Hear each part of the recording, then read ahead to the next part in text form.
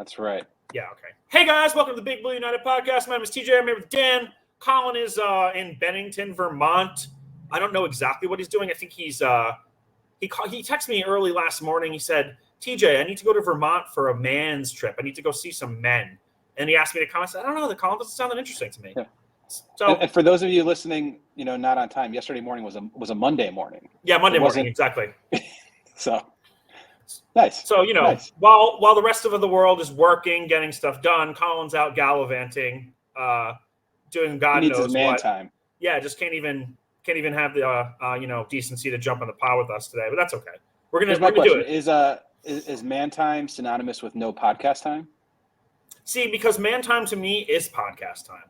Yeah, especially when you're man timing with a past podcast guest, a friend of the pod. That's true. But I do say, I work with this guy who loves to make the masculinity jokes, stuff like that. As a man, how are you gonna let a man hold the door open for you? I love it. It never stops. It's great. My favorite one is don't let men open. He's like, don't you think it's low key kind of gay to be homophobic because you're letting a man dictate your emotions? And I'm like, that makes a lot of sense. Never crossed my mind. Anyway, guys, please follow Big Blue United, Facebook, Twitter, Instagram. You can follow us, BBU Podboys with the Z on Twitter. Let's jump into the loss of the Cowboys 20-15. So that was I think the 13th loss in a row to the Cowboys. 13 out of 15, or no, I'm sorry, 14 out of 15 losses in the last 15 games. Although we did a little better. I think last year, if you look at the scores, it was 40-0 in the first game and 49-17 in the second one. So, even though we're losing, we're doing it in a better fashion. Giants are 1-3. We're last in the NFC East. We're actually last in the NFC as well, based on conference record. So I don't know about you, Dan, but I'm just feeling, comfortable where we're at. As it's just typical 100%. Day, typical season. Granted, the game was on Thursday, and we're potting on the following Tuesday. True. That game had such a little impact on me and my thoughts as Giants fan. I forgot who we played 10 minutes ago. I was like, who are we talking about? I was like, oh, Redskins, right? Yeah, Redskins. Yeah. I mean, it's inevitable. The conversation we're about to have is going to center around a particular person because it's inarguably the number one factor affecting the outcomes of these games. But I think maybe before we get into that, just to switch it up for the listener, I think it's sort of an interesting game to look at in comparison with the preceding Redskin game from a defensive perspective. Let's do that first. I like that. I mean, if you want to talk about how good Jaden Daniels is, I could talk about that. As an aside, yes. But I think anyway, I think we were the lament about the Redskin game was, they won. They scored every time they had the ball, but the thing we hung our hat on was that they didn't score any touchdowns. Yeah. Right? That was the Redskin game. Which now, looking at what the Redskins have done since, is pretty impressive to hold a team that's putting up nearly 50 points a game on folks. That's impressive. And I think the Giants had a similar performance this week against the Cowboys defensively. It's not flashy, and there are, blown coverages from time to time. But at the end of the day, the other teams aren't putting up, big numbers against them. It wasn't, you're not seeing what you want from Brian Burns. He's not having multiple sack games, but maybe that's not the player he is. And the more, writers are writing about him, the more I'm finding out that to be true. Maybe he's not, a sack artist. Kayvon didn't have a flashy game, but I think he had a better game. Probably his best all season, you would say, at least. Yeah. Yeah. And other than that, we're getting sort of, I think, a good outcome from the talent we have on that side of the ball. And I think the defense is improving incrementally with the changes and learning the new defense under Bowen. So those are my high-level thoughts. What are you thinking? I mean, if we're going to just talk straight defense, I think the biggest negative is Deonte Banks. And I don't want to get down on him because I know, he's a second-year player. He may never be that number one shutdown corner, but the Giants, don't have any other option at this point. So he's going to have to, do that. And when you play a team like the Cowboys, who has one of the best receivers in the NFL on the team, it's really going to test him. If you look at particularly the one touchdown pass to CeeDee Lamb, where Banks got kind of burned, but Newbin over top didn't really give him any help either. He took a terrible angle, let CeeDee just run right around him. So I mean, you can pinpoint Banks, which I think a lot of people are doing in the media, but I think it's more of a collective effort amongst the secondary. That's really the biggest issue.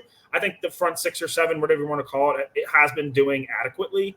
Dexter Lawrence had a down game from his standards, which is still a better game than most defensive tackles in the NFL will have. I did like, Brian Burns, I thought, made plays. He did have a tackle for a loss in the backfield. He busted out that was a great play. That was a great play. Busted out the Victor Cruz salsa, which I absolutely loved. That was like my favorite part of the whole game. You know what play that reminded me of? That was I think it was in the playoff run in 2007, but Antonio Pierce had a similar play where he was holding off a blocker with one arm and just pressed into the backfield and tackled the running back for a loss. And like that is the most like textbook, like outside linebacker, just like bread and butter. It was so cool to see that. I love that play. Good call. Yeah, and I think I agree with your sort of assessment on Burns. If you look at his numbers over the years, he's had double-digit sack seasons, but it's not usually over like 10 or 11, I don't think.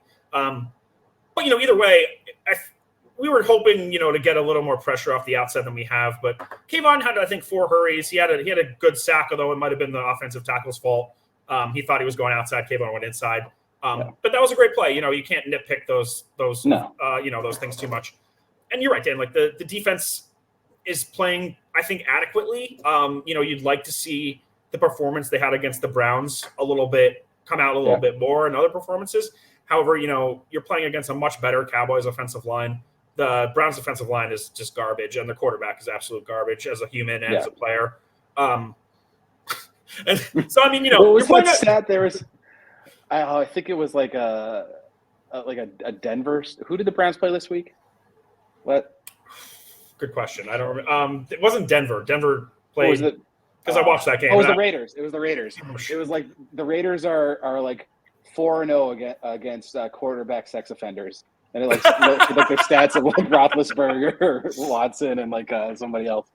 Sorry, that was an aside. No, that's a good stat. I wish the Giants had that stat, at least to be like something to hang your hat on. Sex offenders. It's like, we beat all the sex rapists. Yeah. I think what you're saying about the secondary is totally true. And the thing I still hang my hat on is that they're still super young. They were injured this game. True. That play, I blame that more on Newbin. I think the CeeDee Lamb touchdown more on Newbin than Banks. I think Banks could have done a better job, but I think he played it expecting reasonable help from the safety. But again, super young, missing a bunch of guys, and I think they're getting better. That is supposed to be one of the best offenses in the NFL. So held them to 20 points. Right? Yeah, 20 points. Yeah, 20 points, yeah. So looking forward to seeing what happened. Linebackers are doing okay. I think Micah McFadden continues to be an outstanding linebacker for us. I've been a little concerned about Okereke's production this year. I'm just wondering if maybe he's taking – I think at the beginning of last year, too, it took him a while to sort of meld into Wink's defense and start to be really effective. So, I think we could still see him really like maybe have a breakout game in the next game or two. And once you have both those guys playing at a high level, I think it's going to be great. Yeah. I think maybe we just chalk it up as like he's the one that has to run the defense on the field, and he's probably tied up doing administrative work rather than flying around, or I don't know. But you don't see the impact. Yeah, you don't see the impact that you did last year. But hopefully we will. Micah McFadden I think is ranked the 4th best linebacker in PFF in the NFL. So. PFF, whatever that means. Yeah. But I like PFF. Mostly just because I pay for a subscription, so I have to use the information. No, but I mean, it looks to be maybe the best Joe Shane draft pick if he continues playing this well. Obviously, not if you're going to say Malik Neighbors, of course, he's a number 1, number 6 pick. No, but but you look at the deep rounds, that's where you really get the value. And when you have a guy who's Pro Bowl potential coming out, I think of the 3rd or 4th round, Micah McFadden, if I remember correctly. That's how you really judge a good GM. Yeah. I don't think we have a single player from like beyond the third round from the Gettleman era on the team. So, no, but a few of them have gone off to other teams and played super well. So that's interesting. Yeah. Well, that was the other thing I guess we could say. This is your point, but I want to talk about the success of before we switch the offense. Just like on the success of our secondary players. I was on Reddit the other day, and I'm just reading through threads or whatever about the NFL, and I come across a thread where two people are arguing about who the best safety in the NFL is, and one is saying Julian Love, and the other one is saying Xavier McKinney. And I'm, having not watched very much Seahawks other than last night, and I don't think I've watched the Packers game yet this year. I go on PFF, I pull up the top safety rankings, and lo and behold, of the top 10 safeties in the NFL, PFF has Jabril Peppers, Julian Love, and Xavier McKinney ranked in the top 10. Julian Love and Xavier McKinney ranked in the top 5. So I'm just looking at this, and I'm just like, and then I remember, Will Hernandez is also like one of the best blocking linemen in the NFL right now. And you really just have to wonder, what is it? What is it? Why can't McKinney was good on the Giants, but he wasn't he never made the Pro Bowl. He's presumably might be an All-Pro this year. Was there 4 interceptions already? Yeah, what is it about leaving the Giants? You just leave this terrible team who sucks, then you get motivated going somewhere else. You're like, oh, winning is fun. I should try harder. I mean, it is crazy. I think there's a different story for each of those guys, and obviously would love to have him. I think McKinney was a casualty of his price tag, and maybe some off the field stuff. Could have had Love though. Could have had Love. That was probably a bad assessment. But I guess the only reason to highlight that is what we were saying about our secondary is it takes a lot of time for those guys to really find their stride, perhaps. Yeah. So I think we drafted Cordell Flott. It either looks like the worst cornerback in the entire NFL or a problem. He looked like he had moments against the Cowboys where he was playing rangy cornerback. He was swatting balls, looking playing fast, and I was like, oh, so that's why they keep him around. I guess coaxing that play out of them, maybe a defensive backs in general is harder to, figure out than maybe some other positions where there's more consistent, maybe less variables at play. Yeah, I mean, they say cornerback's the hardest position, not only just because of the nature of it, but also the rules of the game. Defensive position, pretty much against you. Oh, yeah, defensive position, sure. Excuse me. All the tight ends and quarterbacks are having a conniption now. All right. But should we jump into talking about the obvious, which is Daniel Jones, or should we? Yeah, well, first before we get into it, let's caveat: you can't really have a discussion about Daniel Jones until he gets an elite wide receiver 2, an elite tight end, and 5 All-Pro, or maybe just all-star quality offensive linemen. So it's not fair to judge him a 6-year quarterback yet until he has those sort of 10 positions. Until they have a really an All-Pro fullback, I don't think Jones is really going to reach. I mean, how can you in good conscience? It's just not. You don't possible. Have that. Every good quarterback has that. This is shit you'll read on the internet, and you look at this game, and you look at Jones, and if you just look at the stat line, look at the surface, it doesn't look bad for him. It doesn't look like he's playing bad if football. People keep flashing his PFF stats and his rankings across some selected metrics, I'm gonna punch a hole in my computer. You can't be what's happening now? Look at Dale Jones. He's 4th in completion percentage. It's dude, jump off a cliff. I think this is exactly where we're at with Jones, is that Jones has reached his potential. He has hit his ceiling now that he has again. Now that he has now that he has a number 1 wide receiver, because he can't make reads. So he has a number 1 wide receiver who he looks to throw every single time straight away, and he's usually open. That's making Jones look really good. Being a miraculous athlete. Exactly that. He's bailing him out for the first 4 games of the season. If Daniel Jones right now is a 2nd or 3rd year quarterback and he's on his rookie deal and he's playing like this, you might say, this is all right. We can deal with this. But when you're making $40 million a year, you need someone who is going to be able to make throws, and especially make throws down the field. Make reads and make throws down the field. It's bizarre, and there's 4 moments in this game of Jones where you can really pinpoint just look terrible. And even I think the most important one is that first completion to Neighbors on the first drive, where that is a touchdown, but he underthrows him to the point Neighbors has to actually Neighbors. I give him all the credit in the world. He was probably expecting to get that ball in stride, but adjusted to turn around, pick that ball up. That was a great move by him.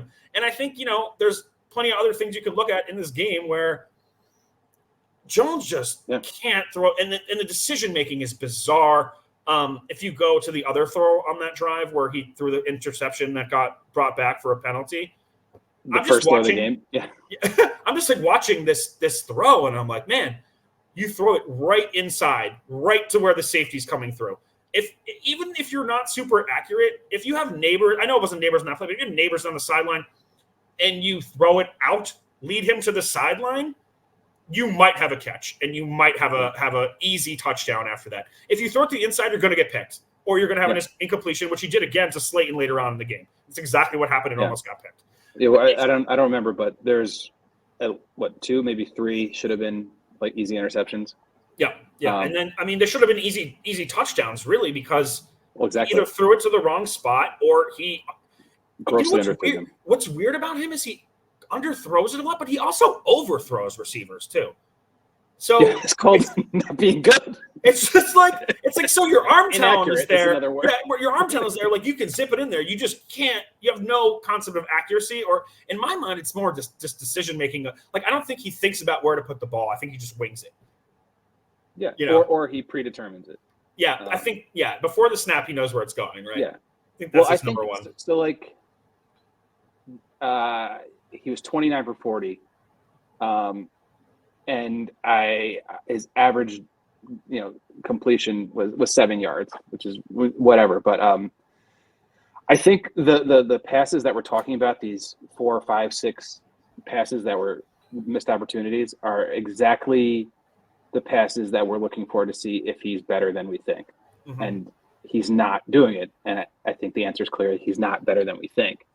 Like he is not. Those passes are the next step, and he's incapable of doing that with any sort of consistency, let alone, a 10% completion percentage on those. How do you pay a guy a $160 million contract when he's never proven to be able to make those throws, or, I think more importantly, make people around him better?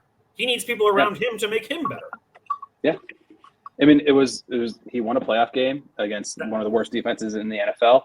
John Mara loves him as a person because he's a wet blanket, and he doesn't have to worry about any sort of personality or anything of interest coming out of him.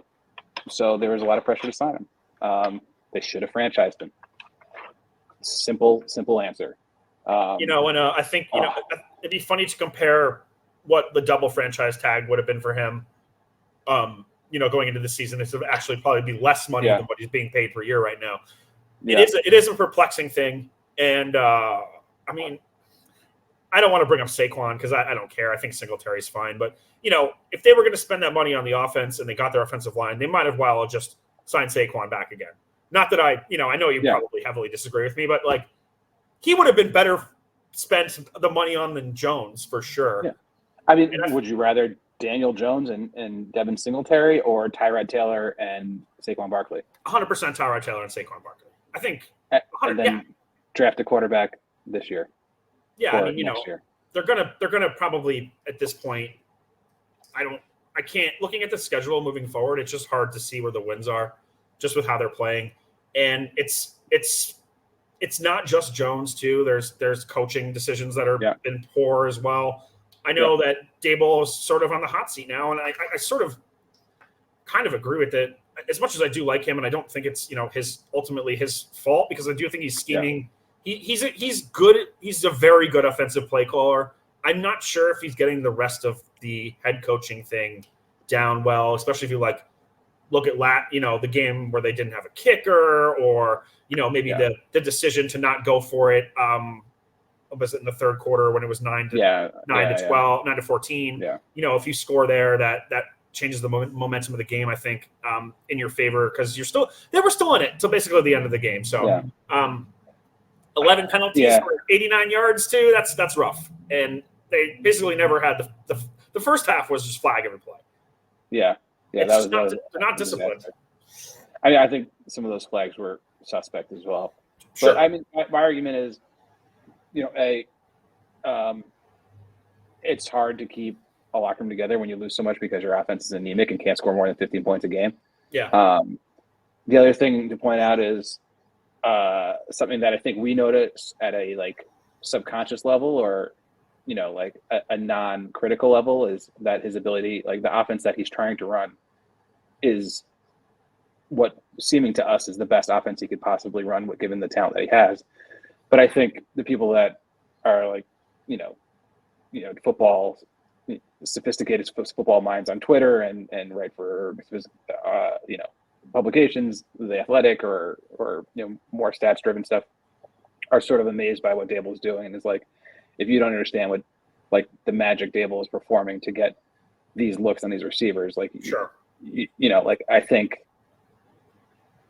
we bring it up all the time, but the replacement level play we got from Tommy DeVito and Tyrod Taylor when Daniel Jones went down, not basically we saw an improvement in our offensive production when we lost our starting quarterback. Should tell you something. Yeah, no, you're right. That's a good. If we were winning and if we were putting up points and at least in games more, it'd be easier to keep the locker room together. I think he doesn't do much on the defensive side of the ball, but you still see him, bigging up defensive players when they make huge plays. He's got a great relationship seemingly with Dexter Lawrence. I think he's just trying to keep it together until he can get a guy he can actually work with to run his offense. So yeah, unfortunately he might be on the hot seat, but I'm willing to hold out hope and give him the benefit of the doubt that he'll get one more shot. No, I mean, there's nothing I want. There's nothing I want more than Giants to draft a rookie quarterback that they believe in and let Daboll, bring this guy up and get him on the right page with him. Daniel Jones has never been their guy. Why they stuck with him all these years, I think, is a John Mara thing, like you said before. Yeah. And I don't want to pile on Daboll. They did have, like I said, offensive play calling wise, I think they had four drives of 10 yards or more, 5 of 8 yards or 8 plays or more, excuse me, yeah. Which is good. If you have 4 10 play drives, possession was ridiculous. Exactly. So I think that was always, something we lamented over the years, is that time of possession was, especially in the Joe Judge era, the time of possession was just always just so atrocious. So bad. And 35 minutes to 24 minutes, 10 more minutes of the ball. And, if you look also, Giants have the 3rd highest drop pass rate in the league, highest rate of fumbles in the league. So it's not necessarily the head coach's fault that, these sort of key moments aren't being, taken advantage of. I think you saw one at the end of this game. I don't remember if it was 3rd or 4th quarter, or there was 4th quarter, 3 minutes left. Jones delivered a really nice ball to Wandale, on a slant. If he had not dropped that maybe could have won the Giants the game. Got first down. They turned the ball over on downs the next play. So those drops are huge. I know. I don't remember if it was the previous game of the game before. Obviously, Neighbors had that big drop in the 4th quarter too. So yeah. So those, I don't want to bring games down to one moment because you have an entire game to score points and play well, but because you had 8 moments that were easily convertible situations that weren't. There you go. Yeah. But I'm just saying, it comes down to moments where Eli Manning is going to be in the Hall of Fame because in those moments that's what he did. Yeah. Either way, yep. I don't want to kill Daboll. I want Shane and Daboll to have at least another season. To do this and another chance to develop a quarterback. Agreed. I think maybe at this point, preseason, we were talking about if the season started out pretty much exactly this way, what would happen with our starting quarterback? Would Drew Lock get a chance? Because we highlighted, at least I think at some point, week 4, if they lose to the Cowboys and they're 0-4, would Drew Lock get a shot because it was a Thursday night game and they get extra time before next week's game. I don't think they're going to give Drew Lock a shot right now, but we could also play, when's our next foreseeable win game if you want, as we scope out the rest of the season. I think after last night, so with the Seahawks next, Seahawks played really well last night, came up short. I think that's an easy loss for us. Well, yeah, I know why it's going to be an easy loss, but I want to bring that up later. But yeah, would you have a reason other than Daniel Jones? If Malik Neighbors doesn't play because he had a concussion, then they won't have an offense.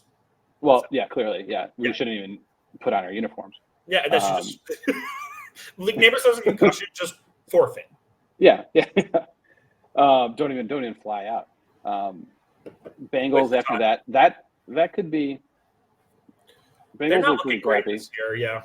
but they're way better than us. So that's going to get flexed out of the Sunday night game, which is hilarious.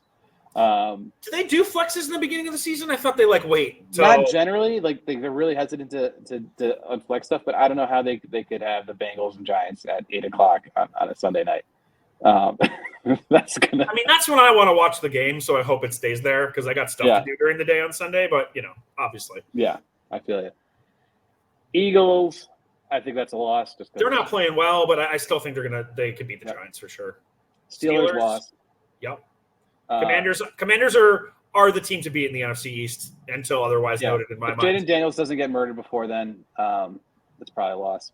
Panthers, I think maybe we get a win there. So that's Panthers Giants in London at 9:00 in the morning. No, it's or in Germany. Yeah. What was that meme? It's like the final bomb that the U.S. drops on Germany is Giants Panthers. Yeah, they've been saving this one.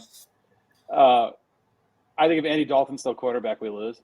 Yeah, he probably will be. Andy Dalton in Germany, I feel like, he might be sort of German, right? He's got the hair. He got the right haircut for it. Yeah, he's got a high and tight.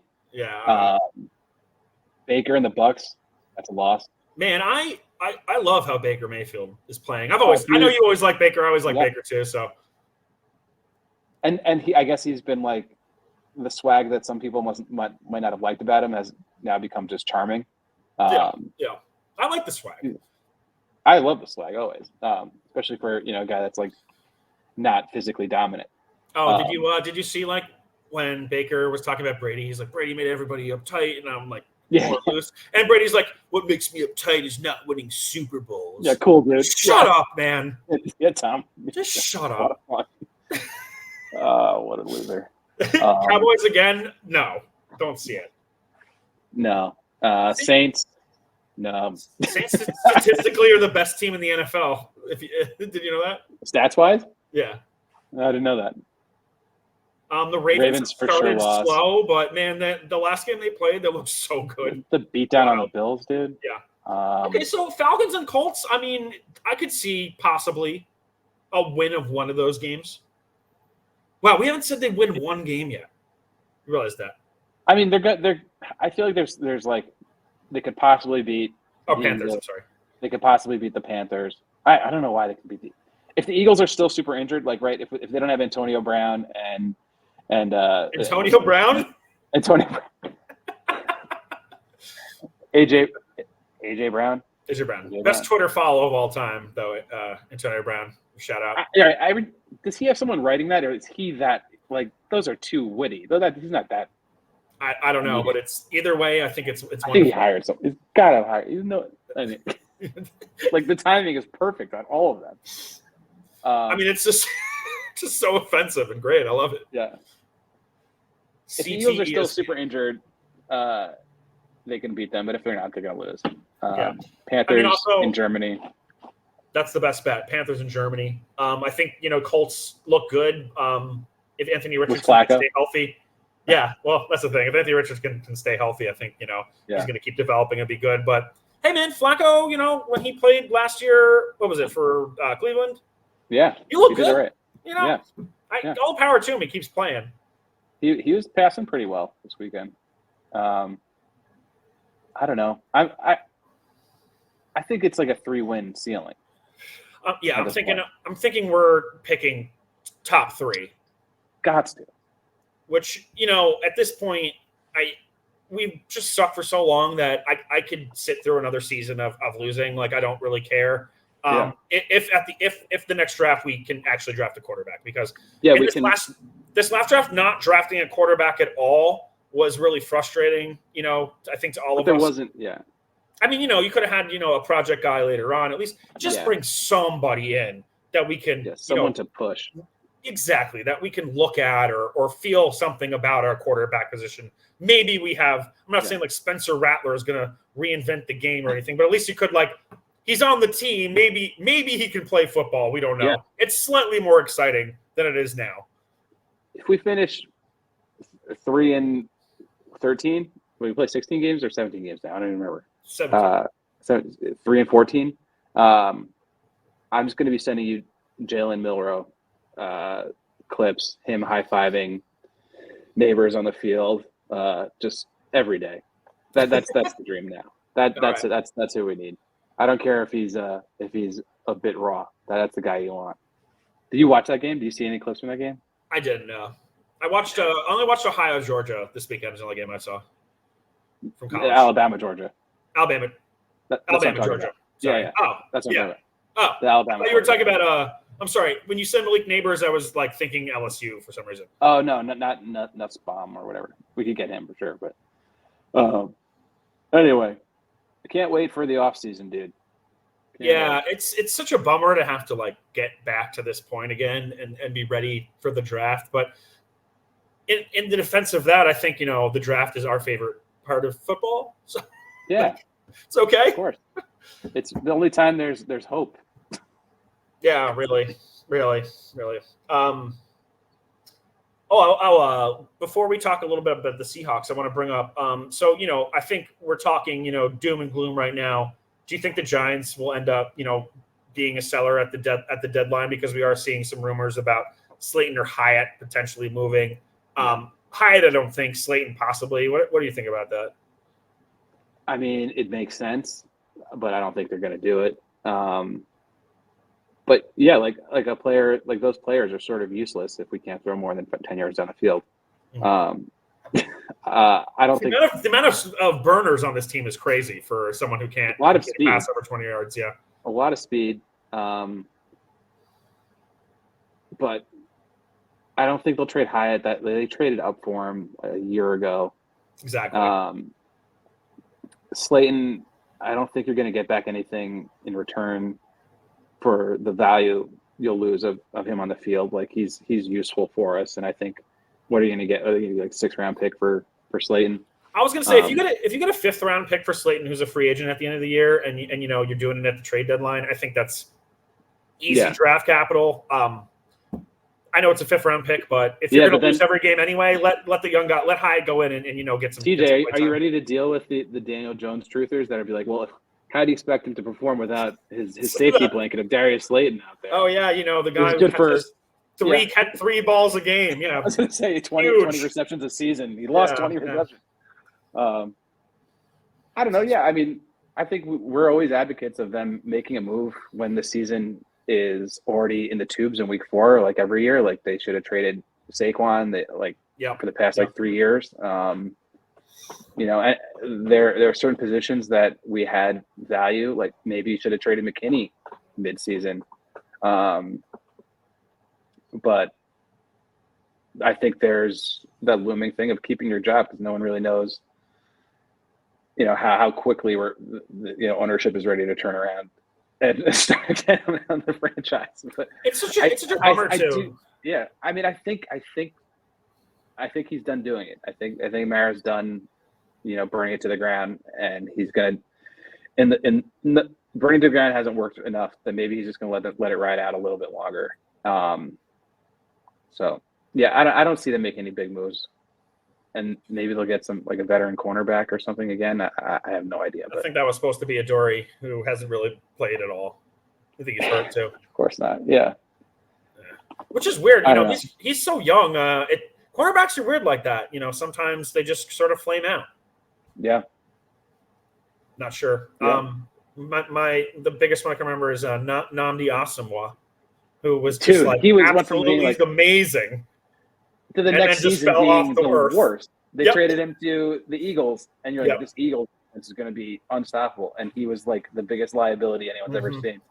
And J.C. Jackson is another one too, when he was just absolutely great in the Patriots, and then was caught off Seattle. I'm not Seattle, Chargers.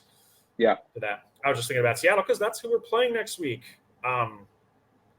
Like I said before, Seattle's not a good matchup for us. That's a bad. It's not. So the numbers, if you look at them, Seattle has 2nd ranked D, 8th ranked offense. Giants right now have 25th offense. 11th defense, which the defense was kind of shocking to me. Offense, we've been habitually 29th for every season ever. So being 25 is cool. That's cool. Makes you feel good about yourself. That's because Daniel almost threw for 300 yards last week. So that's right. But yeah, if you want the usual 160. Yeah, good. I think good for yards after the catch. Yeah, for sure. I think the matchup, our defense versus their offense is bad for the secondary, but if there's any time we can get after the quarterback, it's against that offensive line right now for the Seahawks. I think they're susceptible to giving up pressure. So it would be nice to see continued improvement from the defensive line. That's the only chance I think we have of stopping them offensively, because that running back tandem will gash us, and we don't have people to mark up, Jackson Smith-Njigba and DK Metcalf. They just don't have the bodies unless everyone gets healthy and, we're able to pressure the quarterback. You'd hope. If any plays Dexter Lawrence takes off, they're going to run it up the gut and get yardage. Yeah. So he's going to have to, basically play the entire game, which I know is not going to happen. That's going to be rough because their rushing offense is very good. Kenneth Walker's having a great year, and great last name. Chardonnay, who I like to call him. Chardonnay is incredibly competent backup. Maybe just as good as Kenneth Walker. So solid. And like I said before earlier in the pod, I think the Giants' offense right now is so predicated on Malik Neighbors. Without him, they have no chance of winning at all, and have very little chance of having maybe any offensive production. Maybe you can get the ball to Wandale on some screens, which I like, and Singletary on some screens and stuff. There's no juice anywhere else. No juice, man. You're not gonna have anybody really open, and I don't want to say downfield, maybe midfield. It's not. You can't open it because there's no threat of the downfield. Exactly. No one's going to respect. That's the thing, man. There's no threat of the downfield anyway. Yeah, you can have Hyatt wide open 30 yards downfield. No one's going to cover him because he's not going to process to that part of the progression to throw it that way, and B, he's not going to be accurate enough to hit him. I'm like firmly sure the Giants are going to lose this game. I feel like we always lose the Seahawks anyway. Yeah. Yeah, I was going to bring up something depressing, but I'm not going to talk about it. What do you want to talk about? The vice presidential debate, or the Iron Dome, or? Let's jump into some geopolitics before we finish, because we have maybe like 5 more minutes to do. So Iran bombed Israel. That's interesting. Tonight's the big show. Oh, the vice presidential debate is tonight. I meant retribution is coming from Israel to Iran now. Yeah. It's going to be serious. Yeah. I'm glad that they're giving Israel that money. Thank God. We need to fund more foreign wars with our tax dollars. That's really what this country's always been about. Especially when it has no benefit to us whatsoever. Ukraine, I can see having some benefit in the long term for the U.S., but when it comes to this funding Israel, I just don't even see what the point is. It just perpetuates more hate against the U.S. and perpetuates more terrorism and more. It's a recruitment tool to be used against the United States. So funding Israel to me just seems like maybe the dumbest thing we could possibly be doing. I can't believe we're having this conversation. I know. Well, nobody's got to the end of this pod. Not at the end of this anyway. Yeah. But the thing about the vice presidential debate that I'm looking forward to the most is that Trump says he's going to live fact check Tim Walz on Truth Social during the debate. Yeah, it's the arbiter of truth. So I think exactly. Yeah. So I think that's going to be the funniest part of it. I usually don't watch the debates because I just can't listen to these people talk. But I might do it just so I can read Trump live tweeting, because it's going to be absolutely hilarious. Are you going to download Truth Social? Can you just view it, or is it like you have to make it? I don't know. I mean, I'll go to the website. I'm not going to download the app. You kind of probably buy a Trump NFT for $100. There's I'm going to get the Trump Tims that he just put out. A what? The imitation Timberlands. Oh, they're the Trump Tims. It says "fight, fight, fight" with American flag on the side. Those are like his winged sneakers that he made with the golden Oh angel my wings god! on them. Then my favorite narrative around that was like, oh well, now we're gonna get the black vote because black people like sneakers. It's like, have you ever met a black person? Like, they're not all one. They're not all one. Yeah. It's not one person. Like, it's like I also like sneakers. I have a lot of sneakers. Like, but they're not for you. Ridiculous. Yeah, they're not for you. You're already voting Trump because you're a white guy. So, bizarre. Cool, fun stuff. All right, cool, guys. So I hope you enjoyed. So we enjoy the Giants losing this week. The downfall of the world. Ukraine loses, Israel wins, Giants lose. We all lose. Everyone's going to lose. Thank you guys for listening tonight. Please follow us, Big Blue United, Facebook, Twitter, Instagram. You follow us, BBU Podboys with the Z on Twitter to see when the new podcasts come out. And we miss you, Colin. Yeah. And have a good night. Go see TJ at Teddy's. Yay!